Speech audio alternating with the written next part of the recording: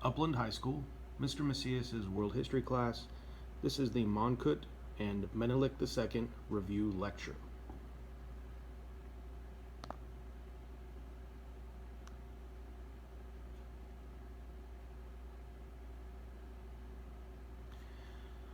Monkut, the King of Siam. Siam is known as Thailand today. Monkut was a Buddhist monk and used the teachings and knowledge of this religion to his advantage. First, he started a reform movement within Buddhism so that the teachings within Buddhism would not conflict with Western science, essentially European science and ideas.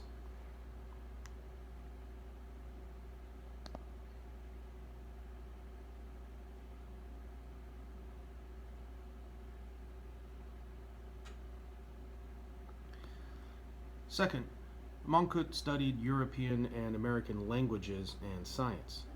He saw them as useful and could be mixed with the Siamese and Buddhist teachings and ways of living. He invited Europeans and Americans to set up schools, hospitals, and printing presses. Third, his time as a monk opened him up to his people.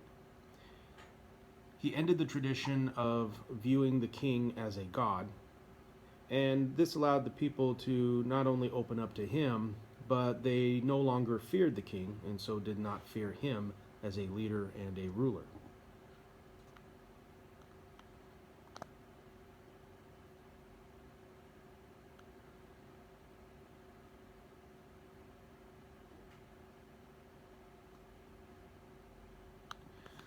Monkut also modernized Siam.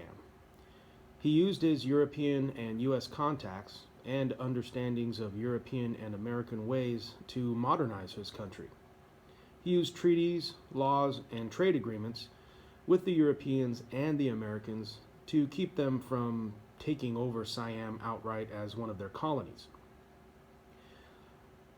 Through trade agreements, Siam was able to become a pretty major rice exporter, so they could make some money off of their own crop. He set up a system of health care and hospitals for his people, and he even started a mint so that his country could start creating its own money to help advance its economy.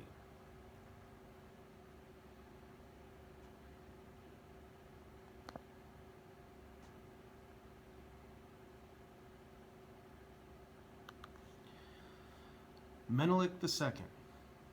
He comes from Ethiopia, one of the countries in Africa, and this will be one of the few items of Africa that we go over during the imperialism unit.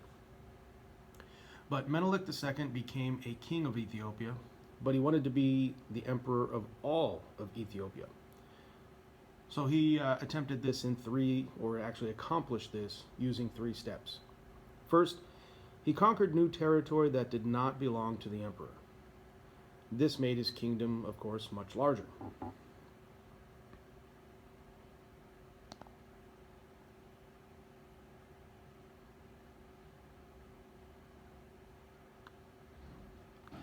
Second, he upgraded his army by buying European guns.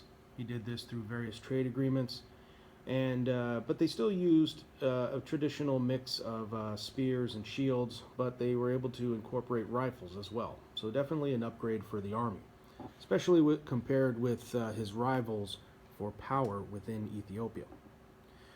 Third, he made a secret agreement with Italy so that they would not come and outright take over Menelik's lands, and that they would even support Menelik.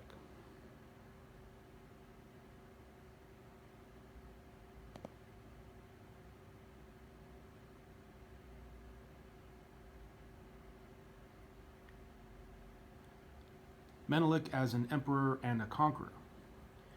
When the previous emperor died, Menelik took over as the emperor of all of Ethiopia. He made a treaty with the Italians that gave them the lands of his rivals within Ethiopia. Because even though Menelik was emperor, there were still people who would try to kick him off of the throne. So those people were his rivals. So Menelik made treaties with the Italians so that the Italians would go after his rivals instead of him. He also made treaties with France, Russia, and the Sudan, one of the African nations just below Ethiopia, so that they also would not attack him and might even support him. Later on, Italy threatened to take over anyway, and they invaded. By this time, Menelik's army and his status in Ethiopia was strong enough that when Ethiopia did invade, Menelik absolutely crushed the invading army.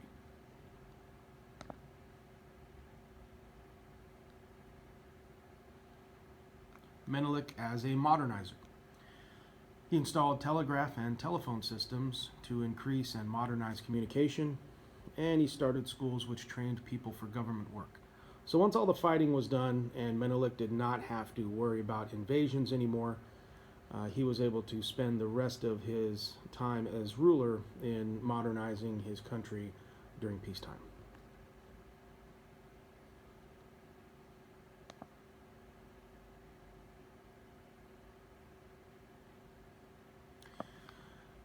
Now you will go ahead and answer the questions that I gave you in the next step. They are questions to help you review and summarize the material coming from the two biographical articles, and then of course from this lecture. Make sure you have these responses ready with you when you come to class, as you will need them to help you with the in-class activity.